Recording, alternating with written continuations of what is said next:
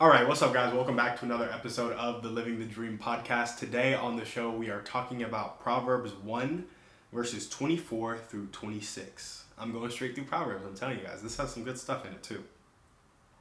So, Proverbs chapter 1, verses 24 through 26 really says to me, know what the consequences of your actions are. Here's what I mean by that. Here's the verse.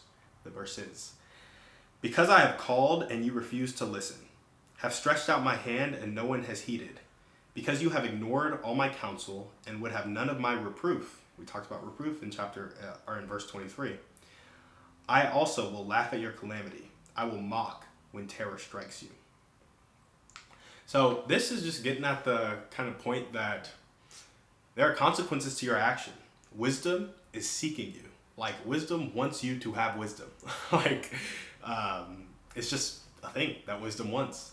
And when you don't give it to wisdom, when you turn away from the reproof, when you refuse to listen, when you don't take the hand that's stretched out to you, like, calamity will strike, terror will strike, and when it does, I feel like this is telling me don't be surprised, because like, wisdom, who is seeking you so hard, is going to laugh and mock you when it happens, because wisdom was trying to reach you for a really long time. Success was trying to reach you. Love was trying to reach you.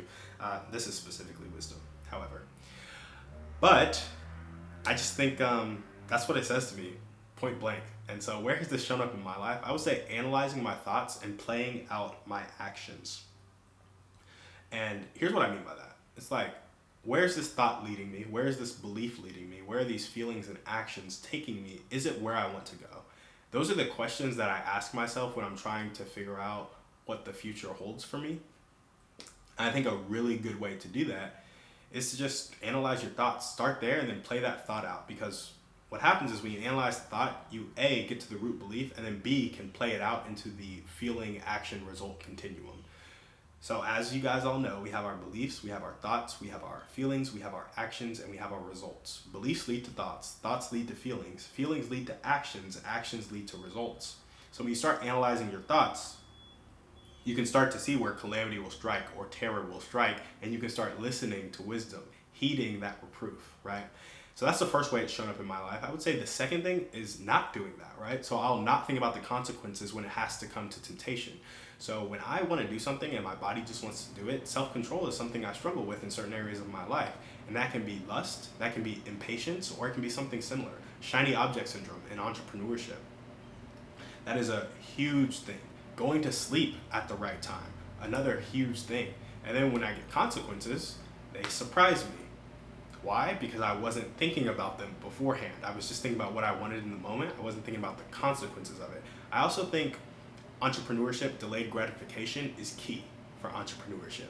And at the core of delayed gratification is this skill of analyzing your actions, analyzing your thoughts, predicting the results that they're going to create, and then adjusting accordingly as you receive feedback. The third way this has shown up in my life is asking myself how my life is the way it is. And this is a really victim mentality that I think a lot of people do.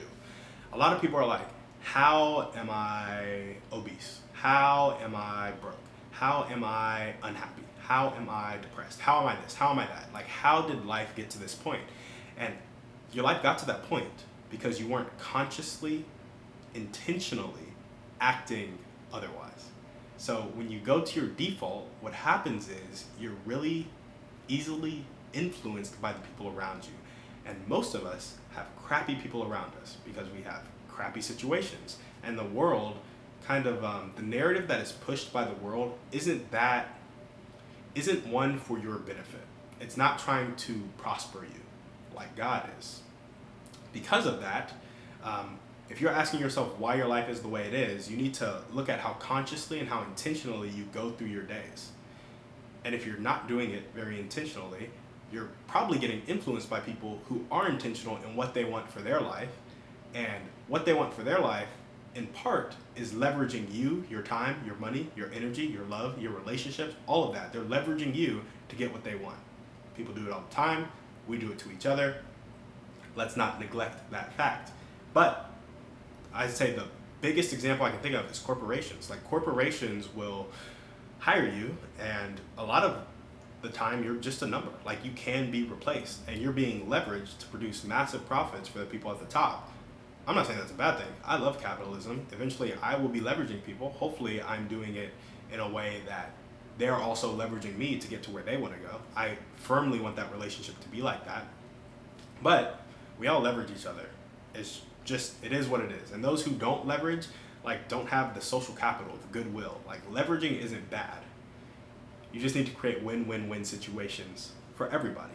However, being leveraged without knowing you're being leveraged, and then not taking the opportunity to improve yourself or put your life in a direction which you want it to go in, I feel like that's an easy way to start asking yourself how my life is the way it is. And it's an easy way to be a victim, and it's an easy way to not get what you want. So if you don't want to get, if you want to fail, make sure you are not conscious or intentional about anything. And in addition to that, let other people decide what you're going to do. If you want to fail, go do those things. Now, where do I want this to show up in my life? So again, this is wisdom talking to us. Wisdom called, and I refused to listen. Stretched out wisdom's hand. Wisdom stretched out wisdom's hand, and no one heeded it.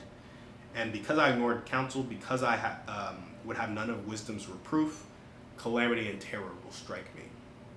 So I really want this to show up in my life by using the word to predict outcomes. I think there's a bunch of wisdom in this book, and as we read earlier in Proverbs, the beginning of knowledge is the fear of the Lord. And the fear of the Lord comes from obedience. Obedience comes from A, knowing what you're called to do, and then B, taking action on it.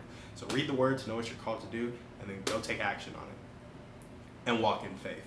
So I really want to use God's word to predict outcomes. Like, there are things where it's like, hey, if you display love, joy, peace, patience, kindness, goodness, faithfulness, gentleness, and self-control, there's no crime against those things. Bad things will probably happen to you less. But if you go do all of these things, like, you'll get the results of those things. I think that's in Galatians 5 or something like that. In addition to using God's word to predict outcomes, I want to be able to think ahead and be intentional in all that I do, specifically when it comes to self-control around things I'm tempted. Like, a lot of men struggle with lust. A lot of men struggle with money. A lot of men struggle with shiny object syndrome. A lot of entrepreneurs struggle with shiny object syndrome. We all struggle with limiting beliefs. And some people have gotten really good at dealing with them and don't struggle with them anymore because they've kind of built the systems and they have done the work to stop limiting beliefs in their tracks. But a lot of people aren't there yet. And so it's just really important for me to be intentional, thinking ahead, and exhibiting that self-control and putting myself in positions where I don't even have to exhibit self-control, because that's where the most disciplined people, that's where the people who are the best at self-control come into play. They avoid situations where they would need self-control, and that allows them to exercise it when needed. So how can you apply this to your life? I've told you where I want it to show up in my life. How can you apply it to your life? Start realizing you've caused your situation and take control. Here, wisdom is saying, I've called and you refuse to listen. So where are you refusing to listen in your life? Wisdom stretched out wisdom's hand, and no one has heeded. Where are you not heeding the hand that was stretched out to you?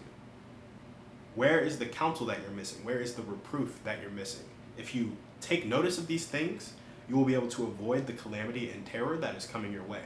If you don't, however, don't be surprised when it hits. All right, guys, that's all we got for the show today. Know what the consequences of your actions are. Analyze your thoughts. Be intentional about the stuff that you're doing. And when it comes to entrepreneurship, seek counsel. When wisdom is calling, listen. When wisdom is stretching out wisdom's hand, take it. And so that's my biggest advice for you guys. And I would say it comes up most in, because I try to keep everything on this podcast geared towards entrepreneurship, but I think analyzing your thoughts and playing out your actions is pretty entrepreneurial. But again, mastermind groups is a great place to seek wisdom, coaching, mentors. But in addition to that, massive action. Unless wisdom is telling you to be patient. So, I don't know. That's on you guys. Thank you guys for listening. We appreciate you coming on the show. Appreciate your ears and your attention. We will see you on the next one. And on that note, we're out.